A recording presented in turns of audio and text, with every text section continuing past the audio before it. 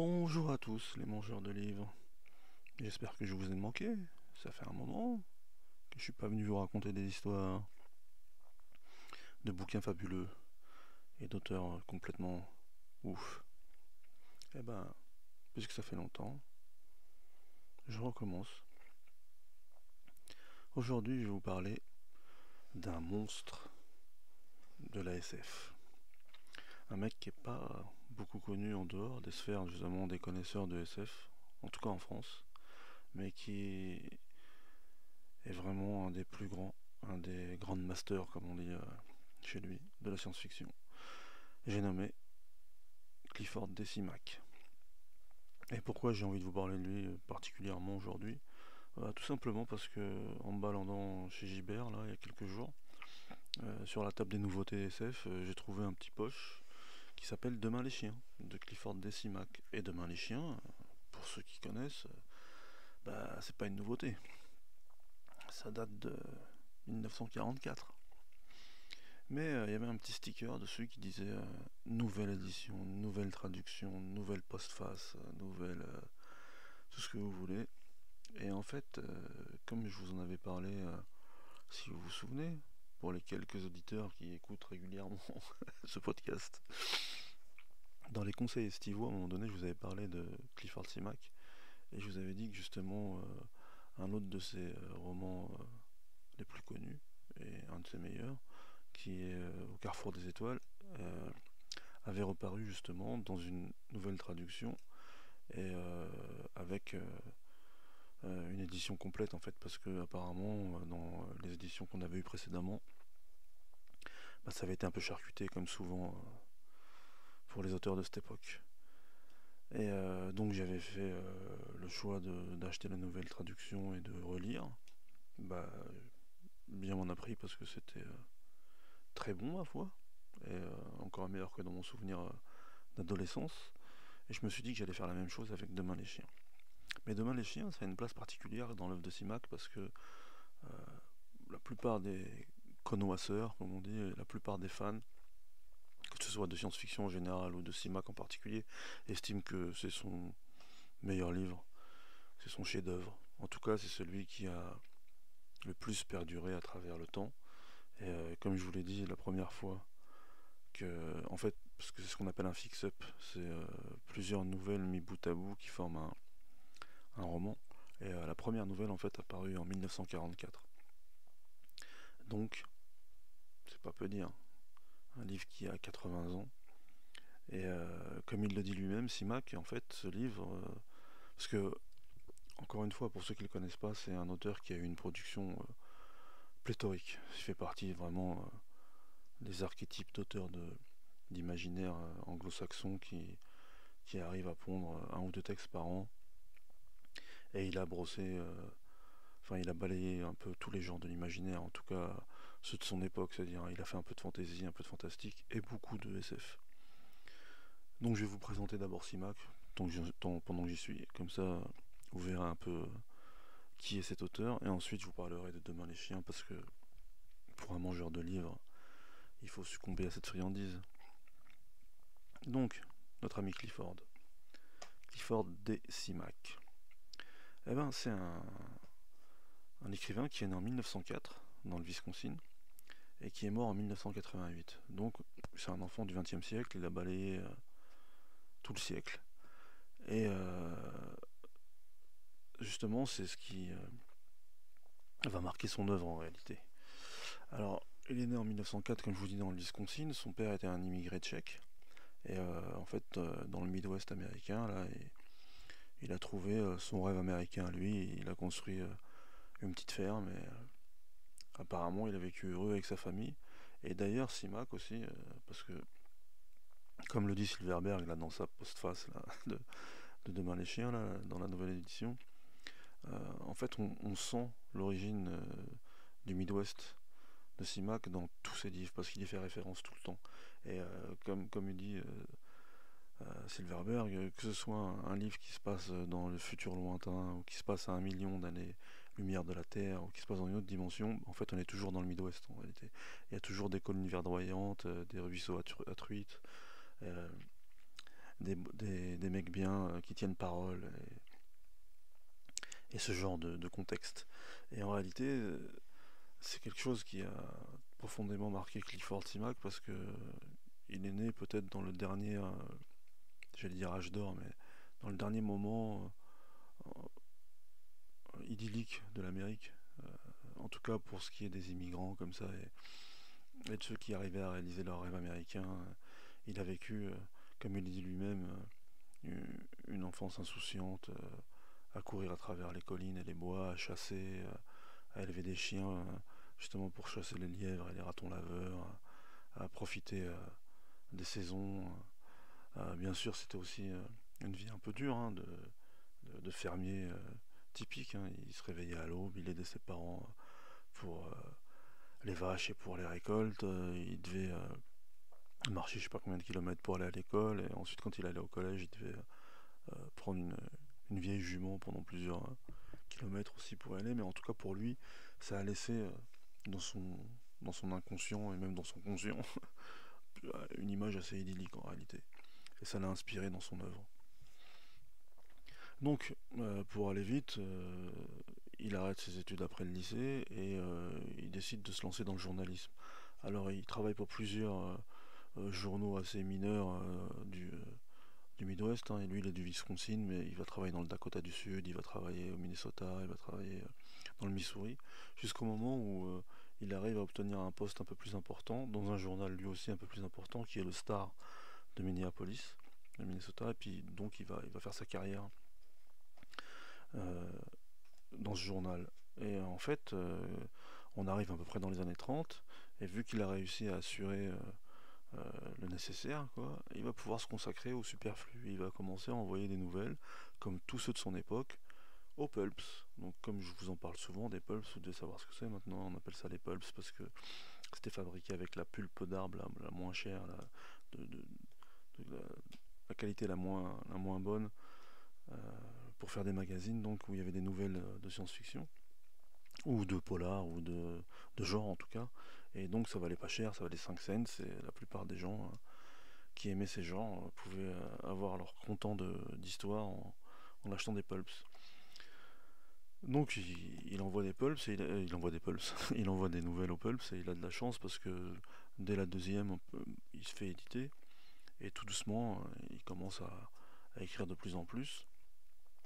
Et vu qu'il est né en 1904, il va faire partie en fait des écrivains de l'âge d'or, des Heinlein, des Asimov, des Van Vogt. Il va les précéder un tout petit peu, mais par exemple il y a une anecdote assez marrante, parce que vous savez dans les pulps, en tout cas pour ce qui est de la SF et du fantastique, il y a eu trois grands rédacteurs en chef qui sont devenus mythiques et qui ont découvert 80% des grands de ces genres. Il y a eu Hugo Gernsback qui avait créé Wonder Stories. Ensuite, il y a John W. Campbell qui a repris après lui et qui a transformé Wonder Stories en Astounding Stories. Et pour ce qui est du genre un peu plus fantastique, par exemple où Lovecraft a écrit ou Robert Howard a écrit, il y avait Farnsworth Wright qui était le rédacteur en chef de Weird Tales. Bon, bien sûr, il y avait d'autres pulps, hein. Il y avait Amazing Stories, il y avait Thrilling Wonder Stories, enfin il y en avait plein. D'ailleurs, pour les amateurs, parce que c'est dur de trouver des pulps originaux, et maintenant en plus ça vaut plus 5 cents, ça vaut cher. Mais les éditions J'ai lu, il y a longtemps, hein, en poche, parce que nous aussi en France on a eu deux trois éditeurs de SF et de genre qui étaient fabuleux, et chez J'ai lu il y avait un certain Jacques Sadoul. Et Jacques Sadoul a publié les meilleurs récits, c'était un titre générique, ça s'appelait Les meilleurs récits 2. Et donc il y avait les meilleurs récits de Weird Tales, les meilleurs récits de Wonder Stories. Et donc il y a plein de poches comme ça.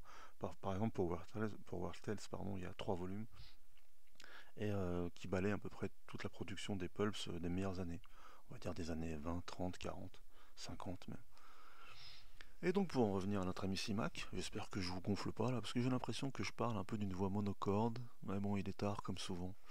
Donc excusez-moi si j'ai une voix un petit peu soporifique, mais je vais un petit peu m'en jouer quand je vais arriver à la description du livre, sûrement. Mais quand même, il est nécessaire de vous brosser un tableau de notre ami Simac.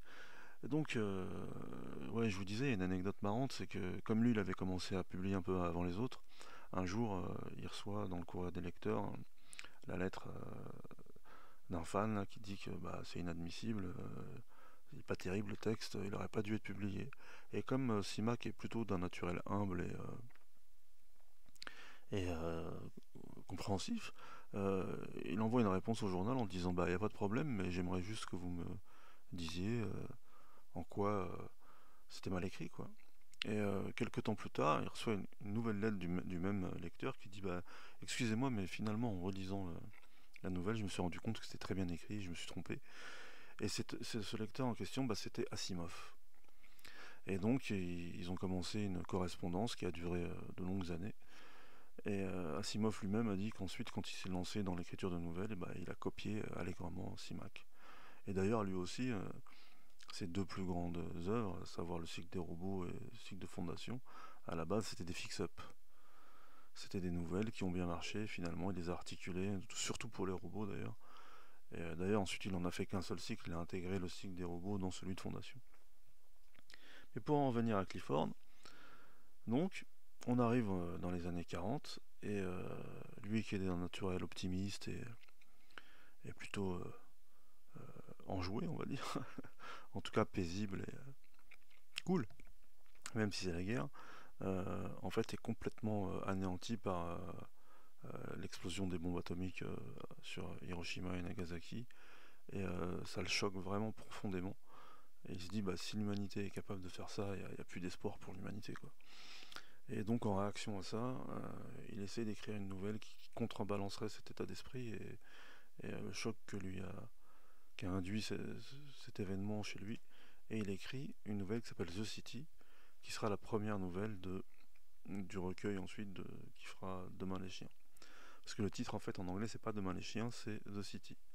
Mais sincèrement, pour une fois, le titre français, je trouve même meilleur que le titre anglais parce que en fait, il est incroyable par rapport au contenu du livre. Donc, on en arrive au livre. Qu'est-ce que Demain les chiens? Pourquoi ça s'appelle Demain les chiens? Et pourquoi ça a été un tel hit, un tel best-seller pendant 80 ans? Donc, comme je vous dis, après les bombes, là, Simak réfléchit et se dit il aimerait bien écrire une histoire de l'humanité en réalité, une histoire du futur, euh, mais qui montrerait que l'humanité s'égare en fait, que bien qu'elle ait créé de grandes choses, elle est aussi capable de s'anéantir elle-même. Et pourquoi ça s'appelle Demain les chiens? C'est parce qu'en fait c'est sous forme de contes, et en préambule à chacun de ces contes, il y a des intellectuels chiens, donc du futur, qui sont dotés de paroles, et qui sont dotés d'esprit et d'intelligence. En fait, ces chiens du futur ont découvert des textes où on fait référence à des êtres qui s'appellent les hommes. Et pour eux, c'est justement la grande question, c'est est-ce que c'est des figures mythologiques, des figures mythiques, ou est-ce que les hommes ont vraiment existé? Alors souvent, ils se contredisent, ils disent bah non, c'est pas possible, en fait c'est juste une image en négatif des chiens, parce que nous on est tellement bienveillants et on a accompli tellement de choses, euh, alors que les hommes, d'après ce qu'on lit dans ces textes, ils étaient violents. D'ailleurs, ils ont inventé des principes qui étaient la guerre ou le meurtre, alors que chez nous c'est inconnu. Et donc, il y a des polémiques philosophiques entre intellectuels et chiens du futur, en préambule à chaque conte. Et le premier conte s'appelle The City, donc ça se passe genre à la fin du XXe siècle. Et Sima qui fait le pari que en fait ce qu'a été la ville jusqu'à on va dire la fin du XXe siècle, c'est-à-dire un lieu où les gens se sont rassemblés au départ pour se protéger même derrière des murailles et puis pour pouvoir vivre ensemble et pour pouvoir produire ensemble et pour pouvoir avoir un destin commun en sécurité. Avec l'avènement des transports individuels et, euh, et surtout ensuite de la robotique, bah en fait ça va devenir obsolète comme concept et les gens vont vouloir vivre en dehors des villes parce que justement la robotisation, les transports en commun, le fait que on n'a plus besoin de se voir, des télécommunications aussi, pour pouvoir faire du commerce, bah, ça va provoquer la chute du prix de la terre, et donc n'importe qui pourra s'acheter ses 100 arpents de terre au milieu du Midwest, justement, avec un ruisseau, et des collines, et un château, et donc les villes disparaîtront. Et donc ça commence comme ça, en fait, au moment de crise où les hommes commencent à vouloir quitter les villes. Donc petit à petit, les hommes quittent les villes, mais ils continuent malgré tout à- comment dire, à perfectionner leur technologie. Et, ils arrivent à faire en sorte d'avoir un gouvernement mondial et à décider d'arrêter de se faire la guerre. Et d'ailleurs aussi, c'est une des raisons pour lesquelles les gens se sentent en sécurité et décident de quitter les villes. C'est le moment où ils arrivent à mettre fin à la criminalité. Et comme il y a eu l'avènement de la robotique, ils n'ont plus besoin aussi de travailler aussi dur. Donc le rêve de l'humanité à partir de ce moment-là, c'est aussi d'aller découvrir les étoiles. Donc dans les contes suivants, on se rend compte qu'ils arrivent à atteindre Mars, puis Vénus, puis Jupiter. Alors sur Mars, ils découvrent un peuple autochtone, et parmi eux, il y a des philosophes, et il y a un certain Juvin qui est sur le point de découvrir une nouvelle philosophie qui pourrait changer totalement la course justement de l'histoire humaine. Et donc je vous spoile pas, mais il va se passer plein de choses à partir de ce moment-là. Et c'est aussi à ce moment-là où on fait connaissance en fait, d'une famille qui s'appelle les Webster, et qui seront en fait les talons de l'humanité dans ces contes. On suivra génération après génération. Et un des Webster, justement, ça va être celui qui va se dire le chien a accompagné l'homme depuis le début, je vais essayer de perfectionner le chien en fait.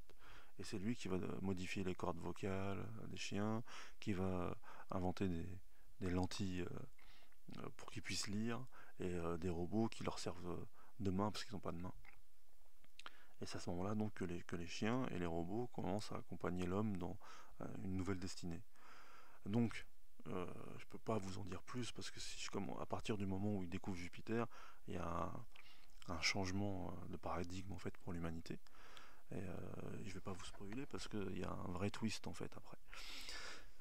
Le truc, en tout cas, ce qui est fort, c'est que, comme je vous l'ai dit, lui, il a commencé par éditer ça en nouvelles. Donc la première, c'était en 1944.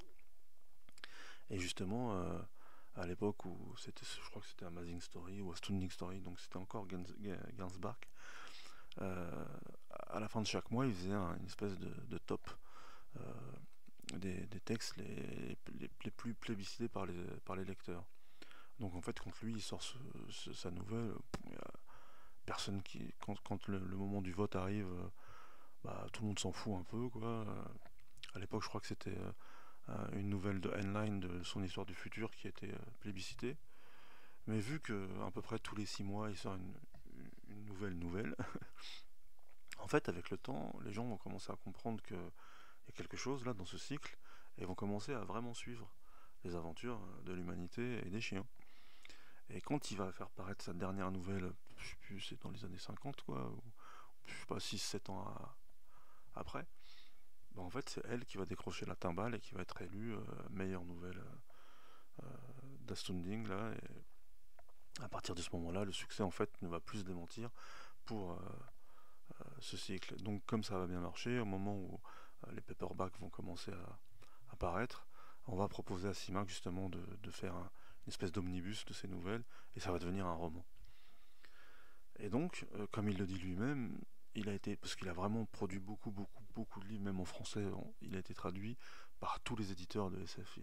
Il est chez J'ai lu, chez Pocket, chez Présence du Futur, chez Albin Michel, que sais-je encore. Tous ceux qui ont édité un jour de la SF ont édité du CIMAC. Et comme je vous le disais tout à l'heure, parmi ces chefs-d'œuvre, bon, il y a Demain les chiens, il y a Au Carrefour des étoiles, il y a aussi Dans le torrent des siècles, qui est une espèce de paradoxe temporel. C'est les trois plus connus et entre guillemets souvent considérés comme les meilleurs. Mais bon, il a écrit vraiment dans tous les genres et dans plein de textes différents. En tout cas, ce qui fait la force de ce livre, c'est déjà que justement à l'intérieur même de ce cycle, il a abordé tous les sujets majeurs de la science-fiction. Il y a déjà donc la conquête de l'espace, il y a l'invention de la robotique, Il y a la modification, qu'elle soit juste chirurgicale par exemple pour les chiens ou même ensuite génétique pour les êtres humains. Il y a l'apparition de mutants qui vont jouer un grand rôle aussi dans le livre. Il y a les autres dimensions. Il y a la possibilité d'avènement d'autres espèces. Moi, je me rappelle, j'avais lu ce livre il y a très longtemps, hein, je sais pas, entre 25 et 30 ans, tu vois. Et c'était à l'époque où je commençais un peu à m'intéresser, justement, après avoir lu, entre guillemets, les classiques de la SF, je commençais un peu pas déchiffrer, à défricher, justement, le monde de la science-fiction, et donc je commençais à m'intéresser aux auteurs qui étaient moins connus, en tout cas, qui étaient moins connus de votre humble serviteur. Et donc, quand je suis tombé sur CIMAC, j'ai lu celui-là en premier. Et il m'avait fasciné ce livre. Il m'avait vraiment fasciné dans le sens où c'était super original. L'angle qu'il avait trouvé, il était unique. Et à la fin, on sortait du livre en se disant waouh, le mec, il a balayé tous les concepts possibles de la SF. Et ensuite, en parlant avec d'autres fans de SF ou en rencontrant des libraires spécialisés qui touchaient leur billet, je me suis rendu compte que en fait, c'était un livre qui continuait à avoir du succès des décennies après son édition, sa première réalisation, et même des décennies après la mort de l'auteur.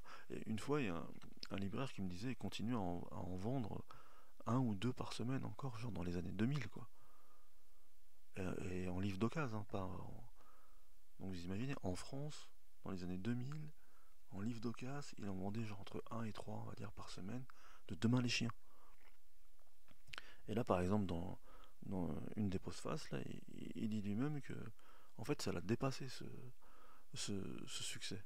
Au début, il avait vraiment écrit ce bouquin comme une thérapie face à son désespoir après les explosions atomiques de la Seconde Guerre, mais entre guillemets, il était passé à autre chose, quoi. Il avait écrit d'autres livres, et il se disait que bon, c'était un événement peut-être marquant dans l'histoire de l'humanité et dans sa carrière à lui, mais sans plus. Mais il disait que quel que soit le type de, de lecteurs ou de personnes qui venaient lui parler de ce livre, en fait, ça s'arrêtait pas. Par exemple, il y avait des étudiants des années après, qui étaient des étudiants en lettres, par exemple, qui faisaient une thèse. Eh ben, ils le contactaient pour pouvoir l'interviewer, mais en particulier sur cette œuvre. Euh, les journalistes spécialisés n'en parlant pas, ils lui parlaient tout le temps de Demain les chiens. Même ses collègues, même d'autres auteurs, justement, les Asimov, Van Vogt, Heinlein, Silverberg, que sais-je encore, dès qu'il commençait un petit peu à le connaître un peu mieux, il lui parlait de Demain les chiens. Et en fait, à un moment donné, même il en a presque eu marre de, du fait qu'on lui parle que de cette œuvre, quoi. En tout cas, pour en revenir à l'œuvre en elle-même, c'est super original et je sais que je sais que pour beaucoup de lecteurs d'aujourd'hui, quand on leur dit que c'est des bouquins qui datent des années 40 ou des années 50, il y a le fameux genre ah non c'est trop vieux, ça veut rien dire, ça sera daté comme lecture, ça sera éculé, ce sera. Mais en réalité le propre d'un vrai livre, c'est justement, c'est comme pour les films, c'est l'épreuve du temps. C'est est-ce qu'il a passé l'épreuve du temps? Et le propre d'un vrai livre, c'est qu'il la passe l'épreuve du temps. Et donc Demain les chiens, ça passe l'épreuve du temps haut la main, aisément. Et de toute façon, un vrai mangeur de livres, il n'a pas ses a priori historiques, on va dire. Et donc moi je peux vous l'assurer, en tant que mangeur de livres, même si on peut penser qu'il y a une certaine naïveté dans l'écriture, parce que c'est pas de la hard-science par exemple. C'est pas, il va pas vous expliquer comment les chiens ont été transformés de manière à ce qu'ils puissent parler. Il vous balaye ça en une demi-page et voilà. Mais en fait, on s'en fout. C'est pas ça l'important. L'important, c'est qu'après, qu'il y a des chiens qui parlent et qui vont être justement essentiels à l'évolution du récit.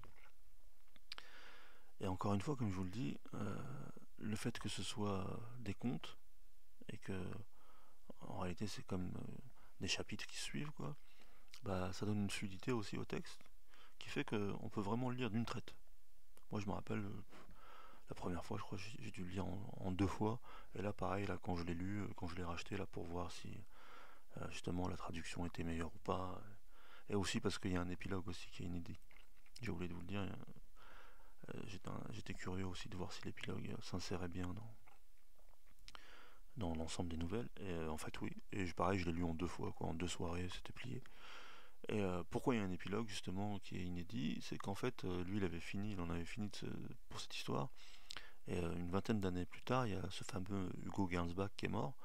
Et comme il faisait partie de ceux qui avaient travaillé pour lui, il a dirigé une anthologie en son honneur.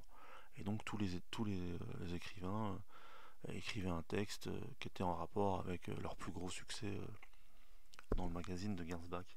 Et donc lui, il s'est dit, bah finalement, je vais écrire entre guillemets une fin, quoi. Alors que pendant longtemps, il pensait pas du tout. Donc moi, pour ma part, je trouve que c'est une fin plus que correcte. Ça donne justement, par rapport à un des personnages auxquels on s'attache beaucoup, un point final sur sa destinée. Et bon, d'aucuns pourraient penser que c'est dispensable, mais en tout cas, comme on s'est attaché au personnage pendant tous ces contes, en vérité, ça fait juste plaisir, quoi. Ça fait juste plaisir d'avoir de ces nouvelles, en gros, 20 ans plus tard. En tout cas, voilà, c'était. Je vais pas vous embêter plus parce qu'il n'y a pas non plus matière à écrire, enfin à écrire, à faire un podcast d'1 heure sur Demain les chiens. Sur Simac, il y aurait matière à faire un podcast d'1 heure ou de 2 heures, parce que comme je vous l'ai dit, c'est incroyable sa production. Mais comme je sais que justement c'est un auteur un peu oublié et un peu mésestimé aujourd'hui parce qu'il fait partie, paradoxalement, hein, il fait partie des auteurs de l'âge d'or, mais il est moins célèbre que justement les Heinlein, les Van Vogt ou les Asimov qui continuent à vendre encore allègrement aujourd'hui, qui ont encore droit justement à des intégrales ou des omnibus qui sortent régulièrement. Bon, Simac, ce qui est cool, c'est que là on a deux de ses meilleurs textes qui ont été coup sur coup retraduits et retravaillés pour qu'ils soient le plus fidèles possible à l'édition originale. Donc moi je vous conseille, hein, si ça vous plaît, Demain les chiens, d'aller lire Au Carrefour des Étoiles et Dans le Torrent des Siècles, au moins ces deux-là. Et puis après, si ça vous plaît, euh, l'avantage c'est qu'il a écrit, comme je vous dis, il a écrit sur tout. Il a écrit sur des guerres interstellaires, sur des lutins dans des mondes parallèles, sur des vampires, il a écrit sur des paradoxes temporels, enfin je veux dire, il y a à boire et à manger, et bon, je vais pas vous mentir, moi je trouve que sa production est inégale, parce qu'il a écrit des dizaines et des dizaines de livres, mais c'est jamais mauvais. Mais si vous voulez la crème de la crème, il y en a trois, quoi. Il y a Demain les chiens, Dans le torrent des siècles et Au carrefour des étoiles. Et moi je vous conseille vraiment Demain les chiens. Donc voilà.